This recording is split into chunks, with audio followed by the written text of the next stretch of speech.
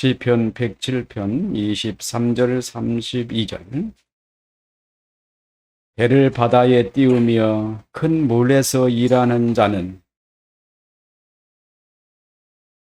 일한 일들을 바다에서 선하는 여호와께서 명령하신즉 광풍이 일어나 바다 물결을 일으키는도다. 그의 하늘로 솟구쳤다가 육수로 내려가는 그 위험 때문에 그들의 영혼이 녹는다. 그들이 이리저리 구르며 취한 자같이 비틀거리니 그들의 모든 지각이 혼돈 속에 빠지는도다. 이에 그들이 그들의 고통 때문에 여호와께 부르짖으니 그가 그들의 고통에서 그들을 인도하여 내시고 광풍을 고요하게 하사 물결도 잔잔하게 하시는도다. 그들이 평온함으로 말미암아 기뻐하는 중에 여호와께서 그들이 바라는 항구로 도와주신다. 여호와께서 인자하심과 인생에게 행하신 기적으로 말미암아 그를 찬송할지로다. 백성의 모임에서 그를 높이며 장로들의 자리에서 그를 찬송하니 아멘. 복음이 여러분들을 기다리셨습니다. 성령 하나님께서 여러분의 지성을 감화를 주시고 또 은혜를 베푸시려고 매우 알차게 준비하셨습니다. 지금 여러분을 만나게 되어 하나없이 기뻐하시고 여러분은 중생과 치유의 놀라운 은혜로 성삼위 하나님과 즐거운 교제의 시간이 되시기를 바랍니다. 인생을 뭐라고 정의할까요? 창조주이신 하나님의 목적하신 바에 따라 독립적 인격 개체가 피조 세계 전체 속에서 궁극적으로 조화되는 개체로 지어져 가는 것을 보고 인생이라 성경에서 말하는 대로 하면 그래요. 아마 처음 들어봤던 얘기일 겁니다. 인생은 하나님께서 목적하신 바에 따라 독립적 인격적 개체가 피조 세계 속에서 궁극적으로 전체 피조와 조화되는 개체로 지어져 가는 것을 보고 인생이다 이렇게 말합니다. 이 말을 다른 말로 하면 지음받은 사람이 하나님께서 지으신 그 피조 세계 속에서 사람만이 독립적 인격적 개체로 조화를 이루어 지어져 가는 생애 과정. 이는 한 사람이 자신에게는 개인적이지만은 하나님의 목적에 의하여 전체 피조 세계에는 절대적으로 필요한 하나의 개체라는 점에서 필요적 존재이며 하나의 생명체로 살아 활동하는 삶이 인생이다. 그렇습니다. 그렇다면 하나님이 피조 세계의 완성이라는 면에서 볼 때 인생은 하나님의 작품에 속한 한 요소로서 절대 없어서 안 되는 궁극적인 존재가 됩니다. 이런 이유로 여러분은 한 분 한 분은 하나님께 매우 귀중한 존재입니다. 이렇게 생각을 하고 보니 지금까지 우리 인류가 보편적으로 인생을 어떻게 생각을 해야 왔을까 하는 궁금증이 생겨났습니다.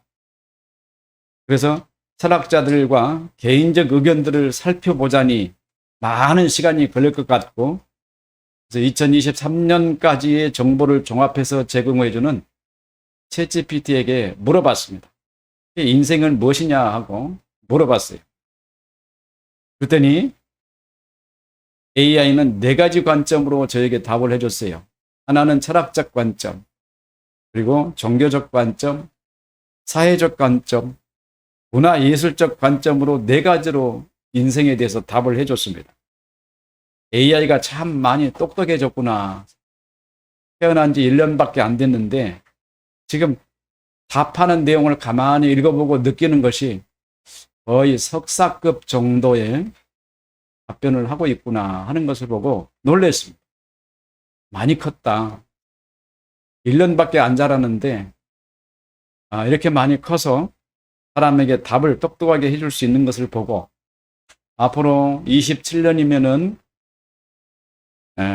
AGI가 탄생한다고들 하는데 한 그때가 되면은 초지능, 초인간 지능이 탄생했을 때에 그때 AI는 뭐라고 답할 것인가 참 궁금했어요.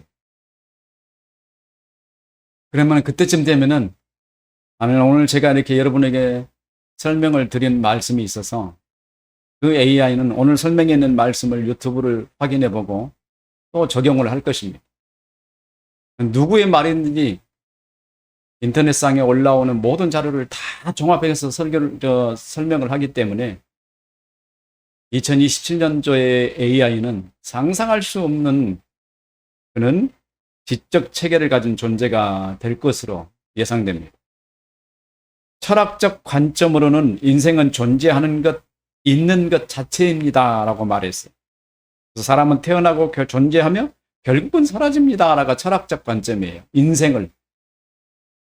또 이것이 철학적으로 실존주의적 관점으로는 인생은 선택과 책임의 연속입니다 라고 말을 했어요.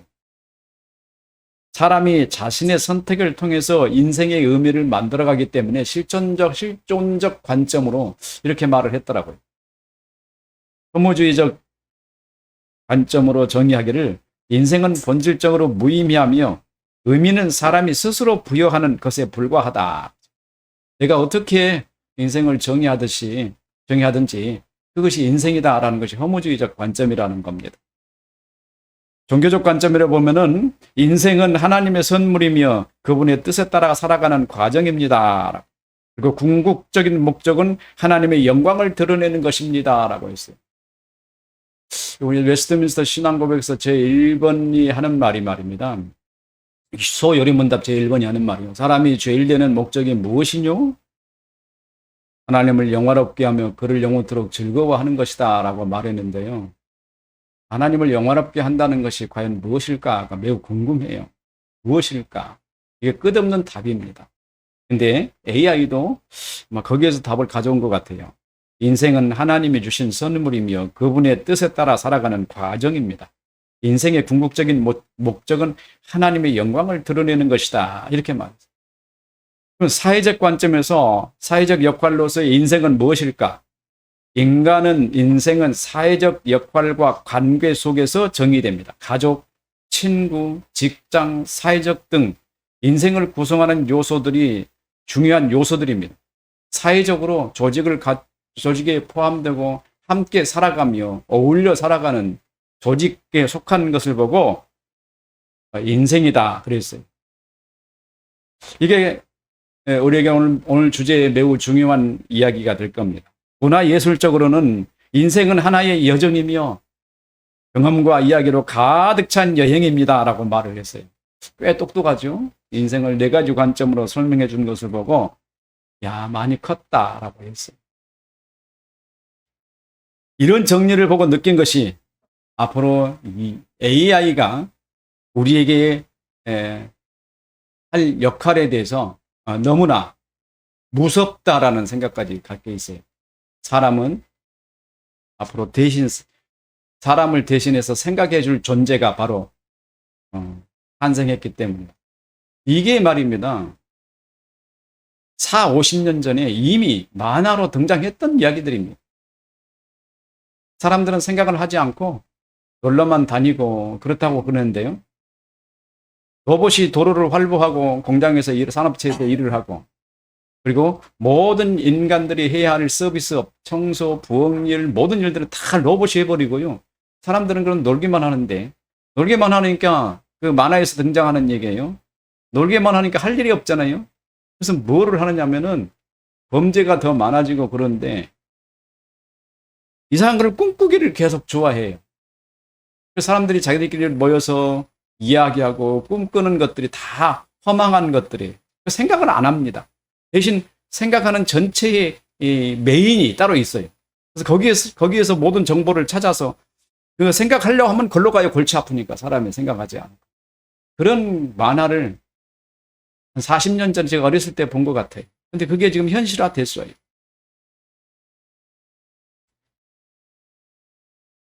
그렇지만 인간은 하나님의 형상으로 지음받은 존재입니다.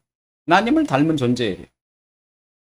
하나님의 형상은 최초 지음받은 이후부터 여전히 계속해서 사람에게서 그 역할을 하고 있지만 사람들은 하나님의 형상이 보여주는 역할을 따르지 않고 타락한 본성을 따라 삶을 이어가고 있기 때문에 하나님의 뜻에 대해서는 어떤 지식도 갖지 못하는 비극적 존재로 전락하고 말았습니다.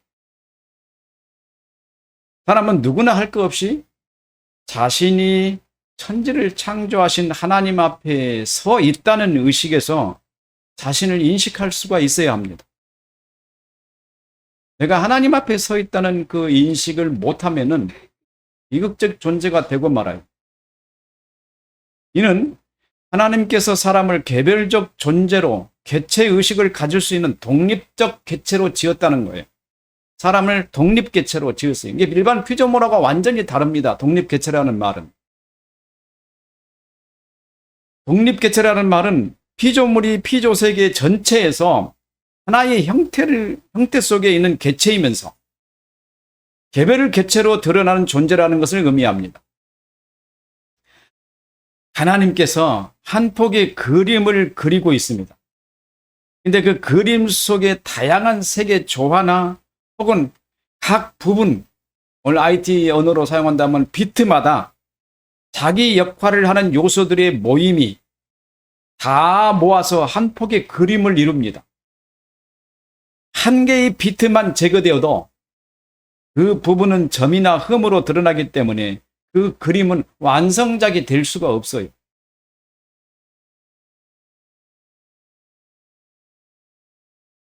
그러나 창조에 있어서 하나의 개체를 완성작을 하나의 개체로 볼 때 그 개체가 어떤 상태로든지 변형을 가지더라도 완성작에는 하자가 안 되는 개체를 뭐라고 말하냐면 독립개체다 이렇게 말해. 다시 말해 한 폭의 그림이 다 있어요.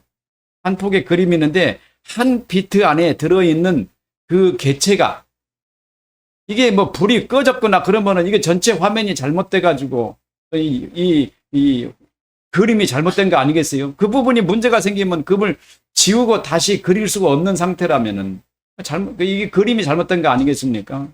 근데 독립적 개체라는 말은 무슨 말이냐면 이 한 폭의 그림이 그 그림 속에 들어있는 한 점이 어떤 상태의 변화가 오더라도 그림 자체의 완성작으로서의 하자가 없다 이런 말이에요. 그러니까 한 비트가 잘못된 모양을 드러낸다고 할지라도 하나님이 만드시는 작품에는 전혀 하자가 없다.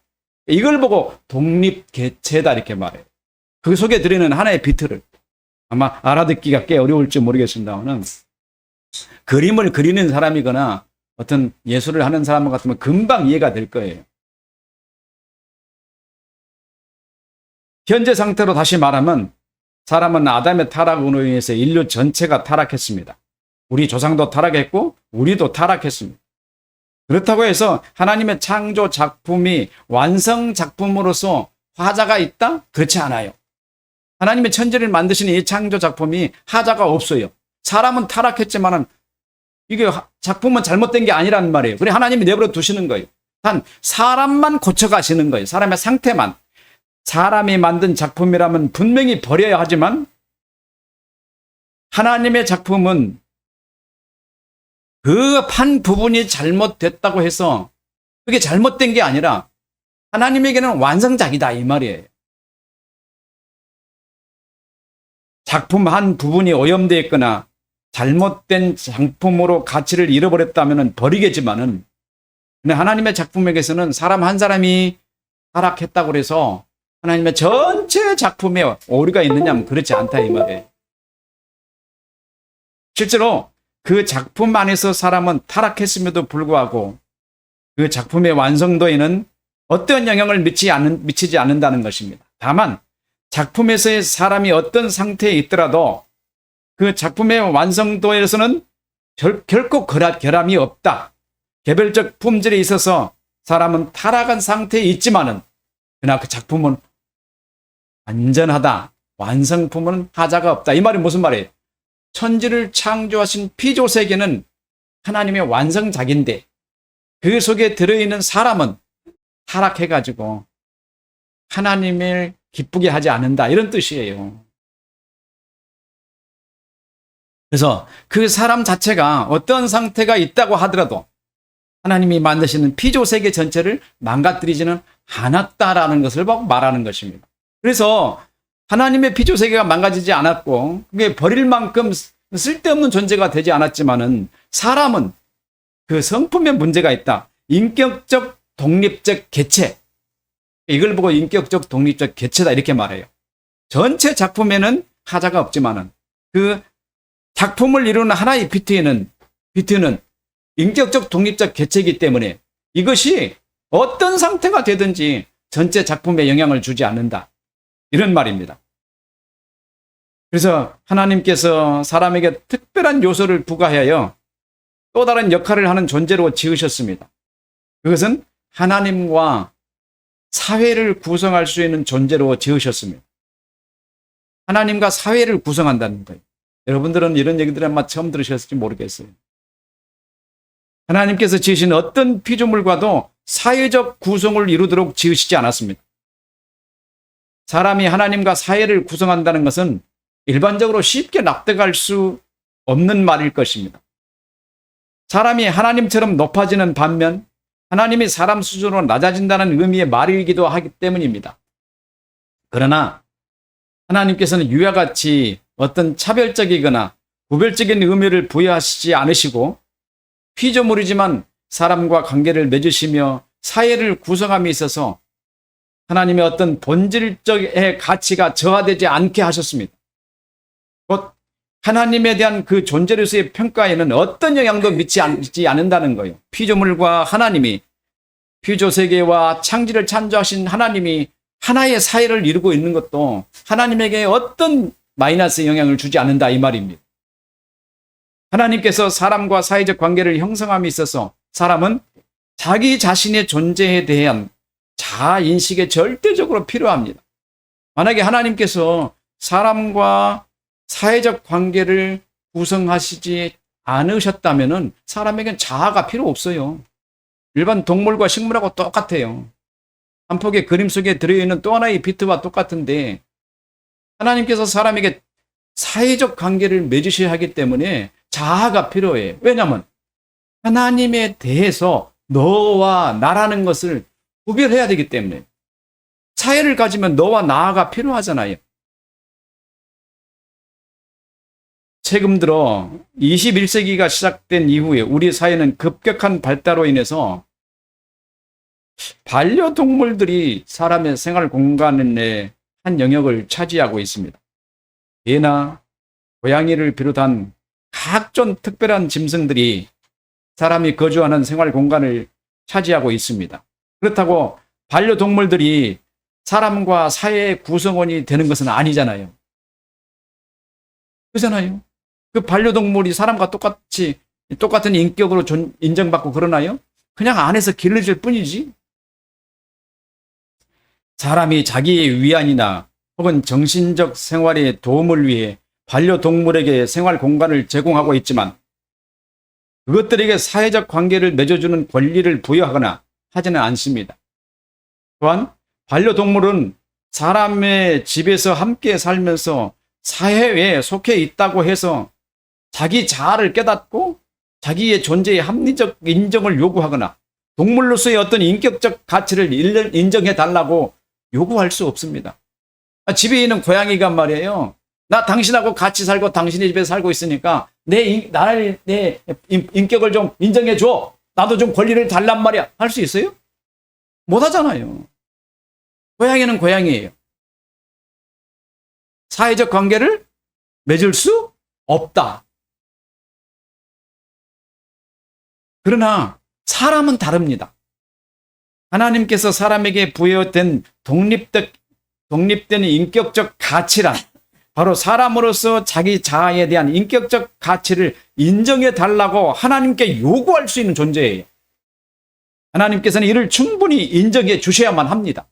왜냐하면 그 사람에겐 자아가 있고 하나님을 알 수 있는 지적 능력도 있고 하나님과 관계를 사회적 관계를 맺은 존재이기 때문에 그 사람은 하나님께 내 권리를 주십시오라고 말할 수 있다는 말이에요. 어마어마한 존재 아니에요, 사람이? 그래서 사람은 자기 자신의 자아에 대해서 잘 이해하고 있어야 합니다. 자아가 뭘까? 자아가 뭐예요? 여러분들은 그걸 이해하고 있습니까? 한 기독교 교회 안에서 가장 이해가 안 되는 부분이에요. 이해가 안 되는 부분이 뭐냐면은 내가 예수를 믿는데요. 나에 대한 구원받는 대상은 무엇일까? 이걸 생각하지 않고 있더라고요. 무엇이 구원받을까? 영혼일까요? 아니면 사람이 죽으면 썩어버리는 육체일까요? 아니면 그 영혼 안에 들어있는 정신일까요? 무엇이 구원받나요? 그리고 한번 생각해 보세요. 사람이 죽고 썩어버리면은 그 이름은 어디에 속한 거예요? 이름. 나라는 이름은. 그 정체성에 대한 분명한 이해를 하지 못하고 예수를 믿는 게 저는 한 30년 동안 도무지 이해를 못했어요. 저 사람들이 예수를 믿기는 믿는데 자기 자아에 대한 인식을 가지고 예수를 믿는가? 여러 사람에게 지적 능력을 가진 사람에게 대화를 해봤지만은 제대로 답한 사람이 없었어요. 무슨 소리 하는 거야? 지금 내가 예수 믿잖아. 너는 도대체 누군데? 너가 누군데? 뭔데? 질문해 보면은 아무런 대답을 하는 사람이 없어요. 그럼 너 죽으면은 네 영혼의 너라는 것을 무엇으로 증명할 거야? 무엇으로? 그잖아요. 그 정체성에 대한 개념에 분명한 이해를 갖는 사람이 아무도 없었다는 거예요. 난 참 이해를 못했어요. 어떻게 그렇게 예수를 믿으면서 자기 자아에 대한 분명한 정체성을 이해하지 못하고 있을까? 여러분들에게 분명하게 말을 드리지는 않았어요. 왜냐하면 그 부분이 꽤 어려운 부분이기 때문에. 기독교 안에서 그 부분을 말하지 않았기 때문에 여러분에게 설명을 오래전에 하지는 않았습니다. 다시 말해 자아는 인격적 주체로서 생각, 감정 등을 통해서 외부와 접촉하는 행동의 주체로서의 나를 말하는 거예요. 나. 자아는 나를 말하는 거예요. 여기서 중요한 말은 나입니다. 나는 언제나 나예요. 사람이 죽어서 육체가 흙으로 돌아가는데 나는 있어요. 영혼이 하나님 앞에 갔는데도 나는 역시 나예요. 그잖아요. 그럼 그 나는 무엇이냐 이 말이에요. 그 정체성에 대한 분명한 인식이 없이 어떻게 하나님을 믿을까? 육체가 믿는 것일까? 영혼이 믿는 것일까? 영이 믿는 것일까? 이런 혼돈이 명확하게 정리가 되지 않았기 때문에요. 예수를 제대로 못 믿는 겁니다. 그래서 어떻게 믿느냐? 육적으로 믿어요. 육체의 문생의 문제와 병든 것에 이런 고통과 고난과 아픔 이런 것 통해서 하나님으로부터 그 문제를 해결해 달라고 믿는 거예요. 단순히. 그럼 죽으면은 무슨 소용이 있을까? 나라는 말은 잘 들으셔야 돼요. 나라는 말은 상대적 표현에서 너에 대한 상대적으로 나입니다. 나라는 말은 나는 어떤 상태에서도 나에게 있어서 너가 되거나 너에게 있어서 나가 될 수가 없습니다. 이것이 독립적 인격체라는 의미입니다. 이를 하나님과 사람에 대해서 구체적으로 설명하면 너무나 놀라운 것을 알게 될 것입니다. 여러분은 개개인은 하나님과 사이를 구성함에 있어서 하나님의 가족이며 자녀 관계로 설정됩니다. 그리고 여러분은 하나님의 자녀이지만 하나님은 아닙니다. 또한 하나님은 우리 아버지시지만 사람은 아닙니다. 그리고 사람은 철저히 사람이기 때문에 하나님이 아니면서 하나님의 아들이고 하나님은 철저히 사람이 아니시면서 사람의 아버지시가 되십니다. 이것을 로마서 8장 14절 15절에서 말씀하신 바와 같이 하나님의 영으로 인도를 받기 때문에 하나님의 아들이 된 것입니다 라고 해요. 하나님의 영으로 인도를 받기 때문에 우리가 하나님의 아들이 된다는 거예요. 하나님의 영이 없으면 우리는 하나님의 아들이 아니에요. 여기서 말하는 영, 그게 나를 결정하는 중요한 정체성이에요. 하나님의 영으로 인도받는 영. 만약에 그 영이 하나님이 나를 인도하지 않으면 내가 하나님의 아들이라는 거예요? 아니라는 거예요? 아니라고 그러잖아요. 그럼 나의 정체성은 뭘로 구성돼야 돼요? 하나님의 영으로.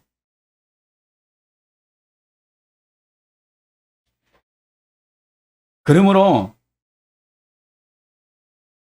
사람은 독립적 인격체는 사람이 독립적 인격체로서의 피조물이라는 것은 곧 지음받은 존재라는 말이에요. 나는 지음받은 피조물입니다. 피조물이라는 말은 자기 의도나 혹은 의지로나 아니면 스스로 존재를 드러낸 존재가 아니라, 이 말이 무슨 말이에요? 피조물이라는 말은 자기가 의도해서 자기 스스로 과학으로 말하는 뭐 아메바가 돼서 사람이 됐다고 이렇게 말하는 그런 게 아니란 말이에요. 스스로 존재가 아니라 누군가가 만들었다 이 말이에요.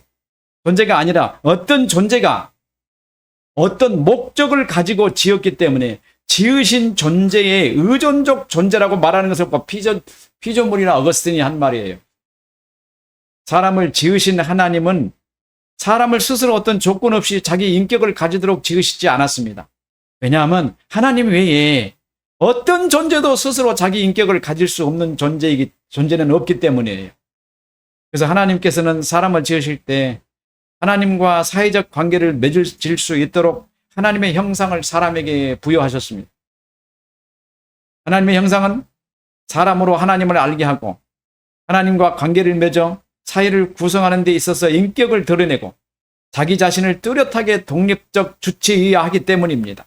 만약 사람에게 하나님의 형상을 부여하시지 않았다면 사람은 하나님을 알 수 없을 것이고 결국은 하나님과 관계를 맺지 못하게 될 것입니다. 하나님의 형상이 없으면 사람은 하나님과 관계를 맺을 수 없을 것이다. 그러므로 하나님께서 사람을 지으신 목적은 사람으로 하여금 하나님과 사회를 구성하여 하나님의 나라를 구축하시는 것이기 때문에 예수께서 이 땅에 오셔서 줄곧 외치시고 사람들에게 말씀하시는 것이 하나님 나라였던 거예요. 하나님이 우리를 지으시는 목적이 뭐라고요? 하나님과 우리와 사회적 관계를 맺으시고 하나님 나라를 만드시려고 하나님께서 그렇게 하셨다는 거예요. 그렇다면 저와 여러분을 향한 하나님의 뜻은 하나님의 나라를 구축하여 세상에 우뚝 세워지고 세상 사람들로 하여금 하나님 나라가 여기 있다는 것을 보이게 하는 것이 가장 큰 목적이에요. 여러분이 여기서 단순히 예배만 드리는 사람이 아니라 하나님 나라를 드러내는 것이 여러분의 목적이라는 거예요. 사람들이 하나님으로부터 지음을 받았다는 것은 분명하지만 아무도 하나님으로부터 지음받았다는 사실을 알지 못합니다. 이는 사람이 이 세상에 오기 전 이미 어떤 상태에 빠져버렸다는 것을 반증합니다. 앞에서 말한 하나님의 나라의 백성으로서의 조건에 의한다면 우리가 하나님을 모르는 것은 우리 조상이 사람의 상태에서 심각한 결함을 초래한 것이 분명합니다. 물론 성경이 그 사실을 구체적으로 말하고 있으나 우리가 하나님으로부터 지음을 받았고 독립적 인격체로서 하나님과 관계를 맺고 사회를 구성하는 이론으로 지음을 받았다면 하나님께서는 반드시 우리로 하나님을 알 수 있도록 해 주셔야만 하는 것이 너무나 당연합니다. 그래서 창세기 1장 26, 27절에 분명히 하나님이 이르시되 우리의 형상을 따라 우리의 모양대로 우리가 사람을 만들고 그들로 바다의 물고기와 하늘의 새와 가축과 온 땅에 기는 모든 것을 다스리게 하자 하시고 하나님의 자기 형상 곧 하나님의 형상대로 사람을 창조하시되 남자와 여자를 창조하시고 라고 하나님의 형상을 주셨는데 지금 현재 사람은 그 어느 누구도 하나님의 형상을 반영하는 사람이 한 사람도 없다는 것입니다. 하나님께서 하나님의 형상대로 사람을 지어주셨는데 사람에게 하나님의 형상이 드러나지 않는다는 것은 그것은 지음받은 사람이 자기 행위로 하나님의 형상을 드러나지 않게 했다고밖에 볼 수 없는 것입니다. 이 사실을 창세기 3장에서 아주 분명하게 말합니다. 하나님께서는 지음받은 사람을 독립적 인격체로 지으셨기 때문에 자기 스스로 충분한 상태의 변화를 가질 수 있기 때문에 창세기 1장 27절에 말하는 동산 중앙에 있는 선악을 알게 하는 나무 열매를 먹지 말라라고 행위 언약을 주셨습니다. 그러나 사람이 하나님을 알지 못하는 무지의 상태가 이르기 전에 하나님과 사람은 어떤 행위에 대한 언약 관계를 맺으셨으나 사람은 하나님의 형상이 그 역할을 하고 있는 중에도 자기 감정으로 정욕을 억제하지 못하여 오히려 하나님과 같이 되려는 생각으로 언약을 이행하지 않았습니다. 이렇게 해서 독립적 인격체로 지음받아 하나님과 관계를 맺고 사회를 구성하여 하나님 나라를 구축하시려는 하나님의 의도는 풍지박살이 났고, 사람은 피조물 중에 최고의 영광으로 입혀준 거룩한 옷을 벗어던지고 철저하게 타락하고 하나님과의 지적 소통을 할 수 없는 상태가 되어 하나님을 알지 못하고 인식도 못하게 된 것입니다. 하나님을 알지 못하는 사람들에게 나타난 반응은 자기의 삶의 의미와 목적을 알지 못하였고 자기 존재의 의미마저 전혀 알지 못하며 인생의 모든 면에서 깜깜한 무지 상태에 빠지고 말았습니다. 성경은 이것을 보고 사람이 하나님을 떠나버렸다 이렇게 말합니다. 피조물이 창조주이신 하나님을 떠났으니 이제는 자기 스스로 삶을 개척하여 인생을 살아야 했습니다. 가장 먼저 부딪혀 온 것은 자연으로부터 오는 위협과 또는 세상에 대해서 알지 못하는 어두움 속에서 헤매는 것입니다. 삶의 현장은 시시각각으로 위협에 몰려왔습니다. 하나님께 드리는 제사를 자기 마음대로 드리고 응답받지 못한 가인이 하나님의 경고도 무시하고 동생 아벨을 쳐 죽였으며 누구에게 자기 행위가 탄로날까 봐 죽인 아벨의 시체를 땅에 묻어버리고 말았는데 하나님께서 다시 찾아와서 동생 아벨을 찾았습니다. 가인은 자신은 모른다고 시치미를 떼며 거짓말을 했습니다. 하나님께서는 그가 이실직고하여 용서를 구하면 용서할 기회를 주셨으나 가인은 그 마음이 하나님과 소통되지 않았기 때문에 하나님의 뜻을 알지 못했던 것입니다. 가인이 시시각각 등장하시는 하나님을 보고 두려워하다가 결국 하나님이 계신 곳을 떠나 노 땅으로 내려가라고 했습니다. 그리고는 하나님을 떠나 사는 새로운 세계에서 삶에 대한 두려움을 호소합니다. 나를 만나는 자가 나를 죽이겠나이다. 자, 이는 그가 두려워하는 그 마음속에 있는 생각들을 드러내고 있습니다.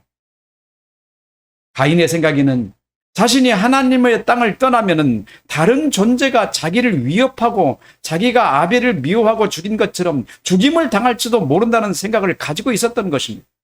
가인의 마음에는 이미 하나님 외에 또 다른 존재를 생각하고 있었고 이로 인하여 종교가 탄생할 수밖에 없었던 것을 볼 수 있습니다. 곧 가인의 생각은 하나님은 자기가 범죄한 그 땅에서만 존재한다고 생각합니다.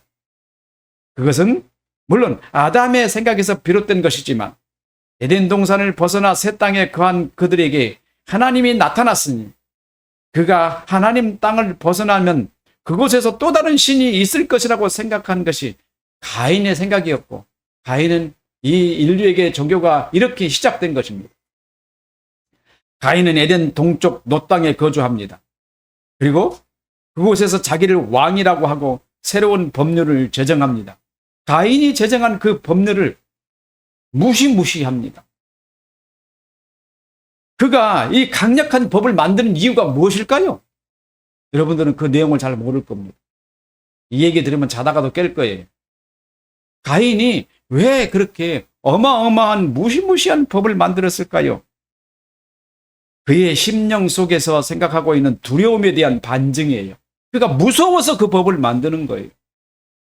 그의 두려움은 그 마음에 강력한 신의지 감정을 드러낸 것입니다. 성경에 기록되지 않았으나 자기가 거주한 그 땅의 주인이 되는 신을 향한 어떤 의식 행위도 하지 않을 수 없었을 것입니다. 사람의 마음에는 무지의 어두움이 지배합니다. 모든 상황에 대한 철저한 무지는 그의 심장을 강하게 수축하게 할 것입니다. 심장은 뛰고 혈압은 응축되고 간은 오그라들으며 머리는 혼란스러울 것입니다. 두려움을 이기지 못하기 때문에 자기를 보호하기 위한 아주 강력한 법을 제정합니다. 사실 이것이 허풍에 불과합니다. 왜 허풍일까요? 거짓을 보고 뭐라고 그랬어요? 실체가 없는 말이라고 하지 않았나요? 그럼 가인이 아무리 강한 법을 만든다고 해도 그 법을 적용될 사람이 아무도 없으면 그게 허풍이죠. 한번 생각해 보세요. 가인이 왜 이런 엄청난 법을 제정했을까? 그가 제정한 법이 무엇인지 한번 보실랍니까? 창세기 4장 23절 24절을 한번 보십시오. 창세기 4장 23, 24절이에요. 졸리니까 이 얘기를 들어야 성경을 찾아보셔야 돼요. 시작. 남에게 아내들에게 이르되 아다와 실라여 내 목소리를 들으라. 남에게 아내들이여 내 말을 들으라. 나의 상처로 말미암아 내가 사람을 죽였고 나의 살매로 말미암아 소년을 죽였도다. 가인을 위하여는 벌이 7배일진데 라멕을 위하여는 벌이 77배이로다. 무슨 말이에요? 가인을 위하여는 벌이 7배라는 말이 무슨 말이에요? 지금 가인이 뭘 자랑하고 있죠? 내가 사람을 죽였다. 그거 자랑하고 있잖아요. 그리고 뭐라 그래요? 나의 상처로 말미암아 내가 사람을 죽였고 나의 상함으로 말미암아 소년을 죽였도다. 뭐라요? 지금 막 강한 엄편을 놓잖아요.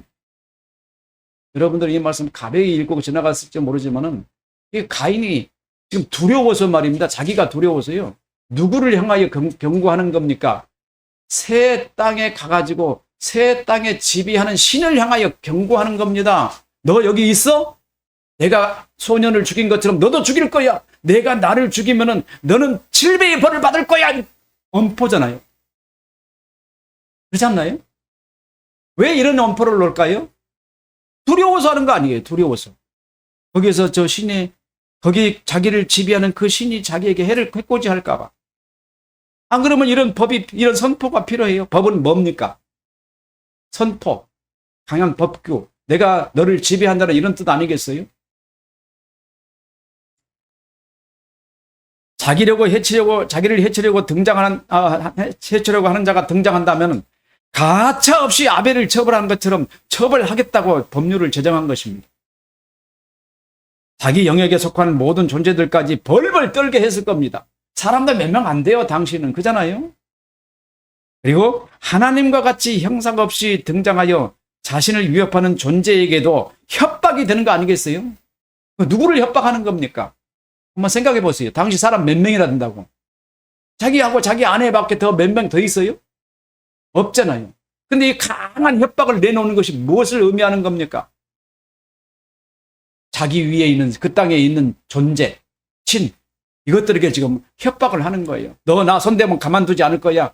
내가 동생을 죽인 것처럼 너도 죽여버릴 거야. 이렇게 말하는 거 아니겠어요? 내가 신이라도 너는 가만두지 않아. 내가 만약에 나를 죽이면 너는 7배의 벌을 받게 될 거야. 꼼짝 마! 이런 뜻 아니겠어요?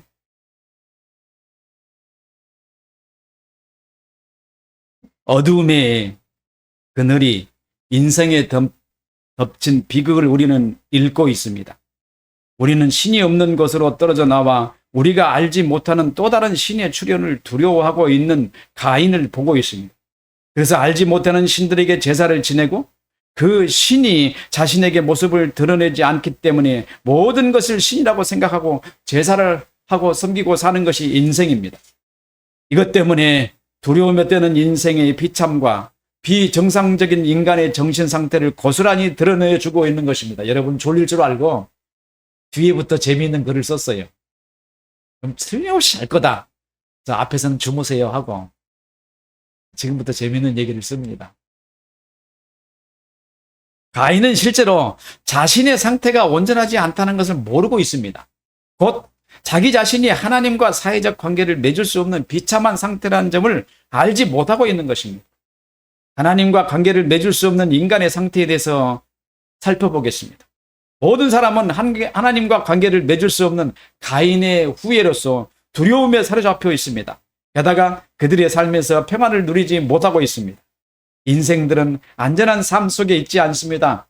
세상 사람들에게 안전은 담보하지 않습니다. 언제 어디서 어떤 위협을 도사리고 있는지 알지 못합니다. 그러나 위기에 미처 예상하지 못한 평온한 곳에서 다가와 우리를 덮칩니다. 안전하다고 할 그때에, 인생을 즐기고 있을 그때에 세상이 우리의 평온을 시기합니다. 우리는 오랫동안 교회에서 신앙생활을 시작한 이후 하나님의 아들이 된 영광된 감격을 누리고 살라고 당부하는 가르침을 받고 살았습니다. 그 대신 우리의 죄를 다 짊어지시고 가신 우리 주 예수 그리스도를 힘있게 붙잡으라는 권고를 받아들이며 믿음에 경주하려고 노력하고 있었습니다. 그러면 사탄의 권세에서 해방을 받고 자유를 얻으며 평안을 누릴 것이라고 배웠습니다. 누구나 할 것 없이 예수를 믿음으로 받아들이고 교회의 일원이 되는 것을 기쁨으로 생각했습니다. 그중에는 그리스도인이 된다는 핍박도 마다하지 않고 믿음을 지키려고 분주했습니다.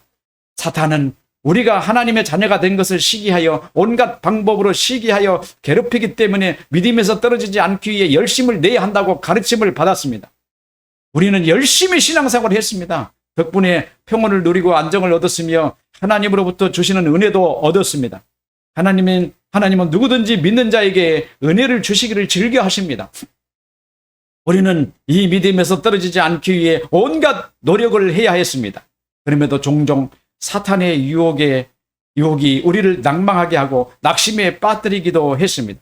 어쩌면 우리의 믿음에서 이탈할 뻔한 이 일이 한두 번도 아닙니다. 이 모든 것이 사탄의 관계라고 생각하고 사탄을 이기기 위해서 전심전력하는 신앙이 필요했습니다. 사탄은 사람을 노예로 삼고 세상을 파괴하고 어둡고 힘들게 하며 괴롭히고 있습니다. 어떤 사람은 울부짖게 만들고 어떤 사람은 질병으로 고통을 당하게 하고 어떤 사람은 사고로 가족을 잃고 슬퍼하게 하며 어떤 사람은 사업이 어려움을 당하여 고통 속에 빠져 허우적거리다가 해결하지 못하여 온 가족의 생명을 버리는 비극을 택하기도 합니다. 지금 이 지구촌은 평화의 세계가 아니라 온통 비극으로 뒤덮인 처참하기 이를 데 없습니다. 곳곳마다 거리마다 집집마다 재앙이 뒤덮이지 않는 곳이 없습니다. 나라와 나라의 총칼의 전쟁, 여러 나라들 간의 악한 지도자들 또는 점성가들이 이용한 무속 통치로 수많은 국민들이 경제적 혹은 비참한 삶을 견디지 못하여 울부짖고 있습니다. 경제가 무너지니 자영업자들의 울부짖는 소리가 하늘을 찌르고 있습니다. 저 먼 나라에서는 지난 3년 동안 코로나로 인해서 사업을 견디다 못해 주택 대출금을 갚지 못해가지고 은행에 집을 빼앗기고 길거리에 나앉은 사람이 부지기 싫어하고 합니다. 예전에 비해 10배나 되는 사람들이 길거리에 누워서 하늘을 이불 사봐 잠들어야 한다고 합니다. 이 지구촌은 이미 파탄난 이리의 소굴들이입니다. 누구나 편안하게 인생을 살아가는 사람이 없습니다. 이것을 이용한 거짓 선지자들은 이렇게 말합니다. 여러분이 고통을 당하는 것은 모두 사탄의 장난이다. 여러분은 사탄의 노예였다. 그렇기 때문에 여러분을 위험한 길로 몰아넣고 파괴시키며 망하게 한다. 그러므로 예수를 믿고 사탄의 권세에서 벗어나라고 우리는 가르침을 받았습니다. 예수를 믿으면 된다고 라고 말하면서 그럴싸한 교리를 등장시키며 아니면 아주 전통적인 교리들을 가르치면서 사탄의 권세에서 스스로 벗어나라고 외치고 있습니다. 주 예수를 믿으라. 그리하면 너와 내 집이 구원을 얻으리라고 성경에 말하고 있지 않습니까? 이 말씀은 지극한 진리입니다. 사도 바울의 이 선포에도 믿는 사람이 있고 믿지 않은 사람이 있다고 사도는 말하고 있습니다. 어떤 사람은 말합니다. 하나님은 여러분을 향한 위대한 계획이 있습니다. 여러분은 하나님께서 행복하게 살도록 지으셨는데 우리 조상의 불순종으로 말미암아 죄에 빠졌고 우리까지 죄에서 벗어나지 못하게 했습니다. 그런데 2000년 전에 예수께서 사람으로 오셔서 우리의 죄를 대속해 죽음을 당하시고 속량하셔서 우리를 구원해 놓았다. 보십시오. 2000년 전에 십자가를 보십시오. 민수기 21장에 보면은 이 모델이 아주 잘 나타납니다. 이스라엘 백성이 호르산을 출발하여 가나안 땅을 향하려고 길을 나섰습니다. 모세가 안전하고 평안한 땅으로 인도하지 않고 구불구불하고 불편한 땅으로 인도하며 백성들이 원망하기 시작했습니다. 그들이 호렙 광야에 도착하면서 하늘로부터 내려주신 만나를 매일 먹으며 그 음식이 지겨웠습니다. 애굽에 있을 때는 소고기도 먹고 고추도 먹고 된장도 먹고 마늘도 먹고 정력이 강했는데 여기 오니까는 맨날 하나님이 40년 동안 만나만 준단 말이에요. 매일 지겨워. 불평했습니다.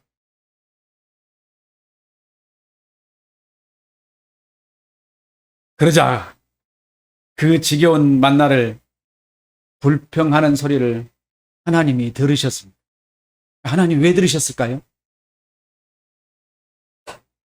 이때는 하나님께서 이스라엘 백성과 사회적 관계를 확실히 맺은 후입니다. 이스라엘 백성들은 하나님 나라의 백성이었고 그들은 하나님과 관계를 확실히 맺었습니다. 무엇으로? 율법으로. 그래서 사회적 관계가 분명히 맺어졌기 때문에 하나님은 그들을 말하는 것 하나하나를 하나도 놓치지 않고 다 듣고 계십니다.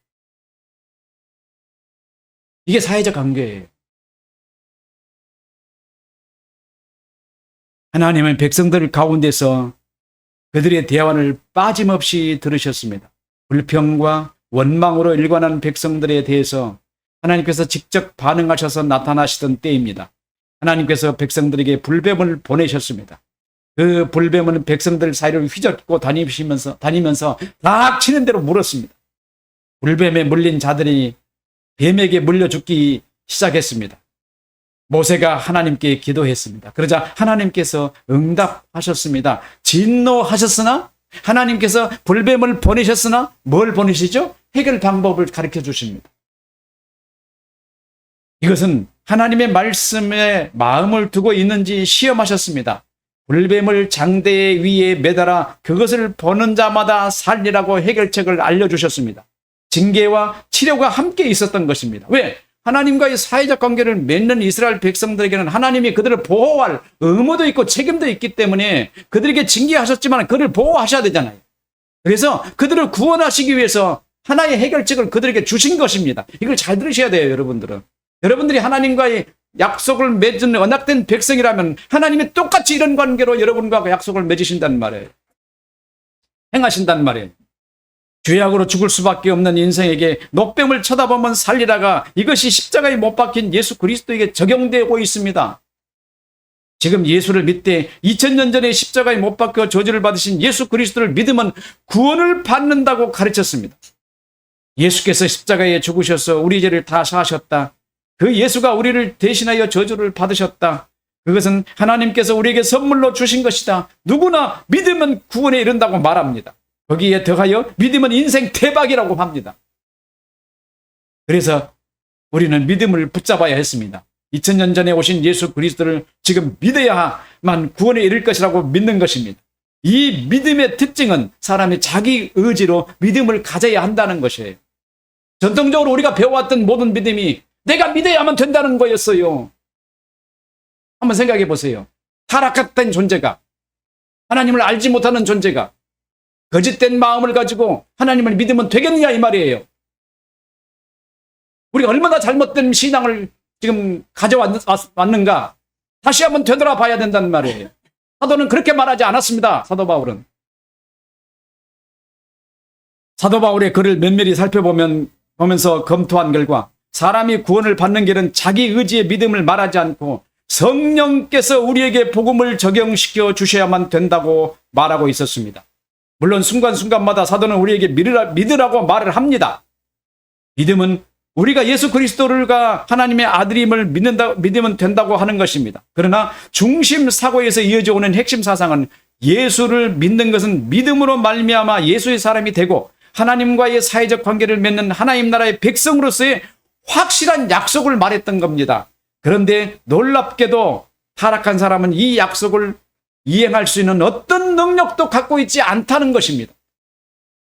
그래서 자의적인 믿음은 가짜입니다. 지금 2000년 전에 십자가에 못 박아 죽으신 예수 그리스도를 바라보고 그를 믿으라고 하는 모든 가르침은 다 가짜라 이 말이에요. 성경은 사람이 거듭나지 아니하면 하나님 나라를 볼 수 없다고 말합니다. 분명히 말씀하셨어요. 거듭나지 않고는 하나님의 약속을 할 수가 없어요. 먼저 거듭나야 합니다. 믿음이 먼저냐 거듭남이 먼저냐 교리적으로 얼마나 많은 논쟁이 있었는지 모릅니다. 교회는 이 문제로 심각한 토론을 오랫동안 했습니다. 결국 중생하는 것이 먼저다라는 결론에 이르렀고 하나님을 믿는 것은 순전히 성령께서 사람을 거듭나게 하시고 그리고 그 거듭남으로 믿음으로 반응하는 것이라고 말했습니다. 중생이 무엇일까? 그것은 사람의 영혼에 새 영을 심어주신 것이 중생이었던 거예요. 에스겔서, 에레미야 선지자에게 분명히 말해주셨습니다. 새 영은 이때 선지자에게 말했던 새 영은 예수 그리스도의 복음을 말했던 겁니다. 사람의 지성에 복음이 심겨지지 않으면 하나님을 믿을 수도 없고 하나님을 향하여 반응할 수도 없습니다. 중생한 사람은 그리스도의 삶을 살 수밖에 없어요. 여러분 한번 생각해 보세요. 여러분의 삶, 여러분이 살고 있는 삶 자세가 그리스도인의 삶입니까? 자신할 수 있어요? 내가 사는 삶은 그리스도의 삶이라고 확신하게 말할 수 있습니까? 그러면 여러분 그리스도인이에요. 근데 제가 아무리 돌아봐도 내가 그리스도인의 삶을 살까? 아닌 것 같아. 항상 괴로운 거예요. 중생한 사람은 반드시 그 안에 복음이 있기 때문에 복음적인 삶을 살 수밖에 없는 것입니다. 교회가 바로 이것을 가르쳐야만 했었던 거예요. 믿으면 된다고 가르치는 것이 아니라 복음이 심겨지면 그리스도의 삶을 산다고 가르쳐야 했던 거 아니겠어요? 참 기가 막혔어요. 있는 사람들이 되시길 바랍니다. 기도하겠습니다. 영광을 받으시기에 합당하신 주님, 도우시옵소서. 말씀을 우리 지성에 주시옵소서. 그리고 아버지,